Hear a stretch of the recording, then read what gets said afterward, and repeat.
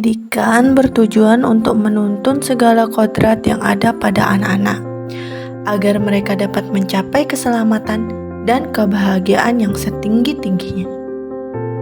Menurut Ki Hajar Dewantara, pendidikan itu hanya dapat menuntun tumbuh atau hidupnya kekuatan kodrat yang ada pada anak-anak, agar dapat memperbaiki lakunya, bukan dasarnya, hidup dan tumbuhnya kekuatan kodrat anak.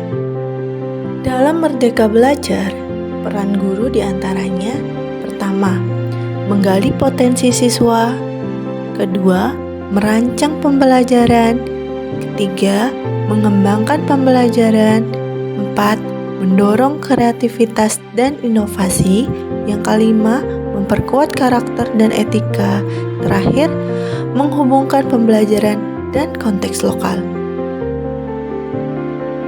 Saat mengajar di dalam kelas, ibu bapak guru sebenarnya sedang membentuk budaya masa depan melalui murid-muridnya. Menurut Ki Hajar Dewantara, pendidikan umumnya berarti daya upaya untuk memajukan budi pekerti atau kekuatan batin, karakter, pikiran atau intelek, dan tumbuh anak. Guru tidak hanya mengajarkan materi, tapi juga semua tingkah laku, tutur kata, dan cara mengajar yang akan membekas dan membentuk murid-murid. Sehingga guru sering sekali menjadi sumber inspirasi bagi murid-muridnya. Menurut Ki Hajar Dewantara, pendidikan sebagai tuntunan, yaitu tuntunan dalam hidup tumbuhnya murid, maka mendidik adalah menuntun segala kodrat yang ada pada murid agar mereka dapat mencapai keselamatan dan kebahagiaan yang setinggi-tingginya, baik itu sebagai manusia maupun sebagai anggota masyarakat. Ki Hajar Dewantara memperkenalkan sistem Among, yaitu yang dikenal dengan slogannya Ing ngarso sung tulodo, ing madyo mangun karso, tutwuri handayani. Ing ngarso sung tulodo artinya, seorang guru haruslah berkomitmen menjadi seorang teladan. Ia harus memberikan contoh yang baik. Ing madyo mangun karso artinya, seorang guru haruslah membangkitkan atau menguatkan semangat murid-murid, bukan orang yang melemahkan semangat. Tutwuri handayani, yaitu seorang guru haruslah memberikan dorongan atau menjadikan murid-murid orang yang mandiri atau orang yang merdeka, yang tumbuh berkembang secara maksimal.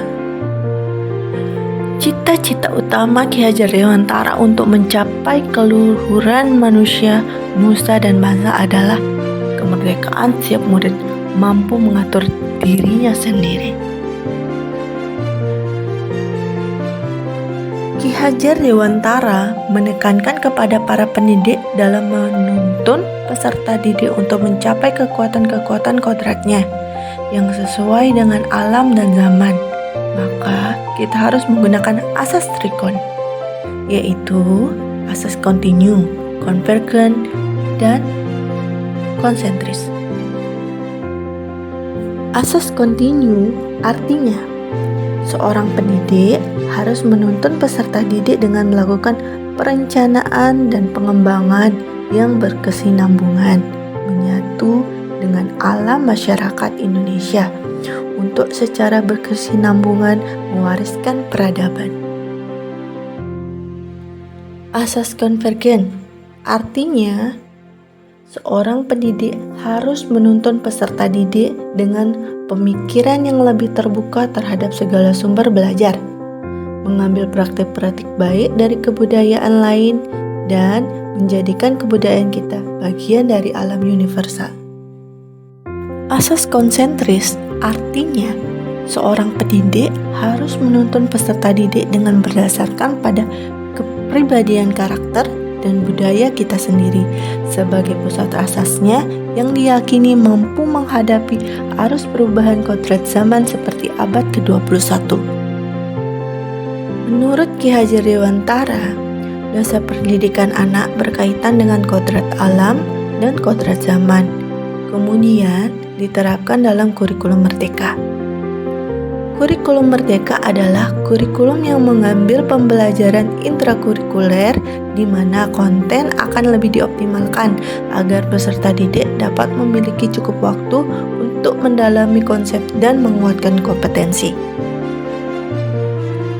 Peran guru dalam membimbing dan mendampingi murid dalam proses belajarnya bukan hanya sekedar meningkatkan kecerdasan berpikirnya, tapi juga membimbing murid untuk menentukan kesadaran bahwa gotong royong atau kerjasama penting dan bermanfaat secara tidak langsung, menanamkan, melestarikan, dan memperbaiki budaya Indonesia.